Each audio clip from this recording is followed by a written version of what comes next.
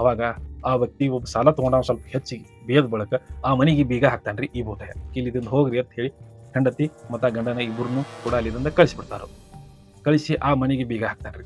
ಇಬ್ರು ಗಂಡ ಹೆಂಡತಿ ಅಲ್ಲಿದಿಂದ ಹೊಕ್ಕಾರಿ. ಹೋಗುವಾಗ ಅದೇ ಊರಾಗ ಇರುವಂತ ಒಬ್ಬ ವ್ಯಕ್ತಿ ದೇವಪ್ಪ ಅಥವಾ ದೇವಯ್ಯ ತಿರ್ತಾನು.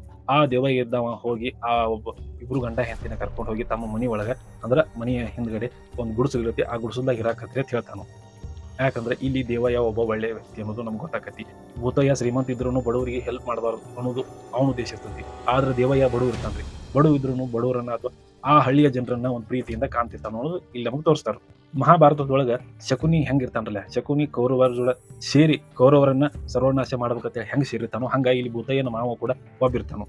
ಆ ಭೂತಯ್ಯನ ಜೊತೆಗೆ ಸೇರಿನ ಆ ಭೂತಯ್ಯನ ಒಂದು ಸರ್ವನಾಶ ಮಾಡ್ಬೇಕಂತ ಹೇಳಿ ಈಗ ಆ ಒಬ್ಬ ಭೂತಯ್ಯನ ಮಾವ ಅವ್ರ ಮನ್ಯಾಗ ಕಂಟಿನ್ಯೂ ಆಗಿರ್ತಾನೋ ಅನ್ನೋದು ನಮ್ಗೆ ತೋರಿಸ್ತಾರ. ಹಂಗ ಈ ಕಡೆ ಭೂತಯ್ಯ ಏನ್ ಮಾಡ್ತಾನಪ್ಪ ಅಂದ್ರ ಒಂದಿನ ಚಪ್ಪಲ್ ಹೊಲ್ಸಾಕತ್ ಹೋಗಿರ್ತಾನ.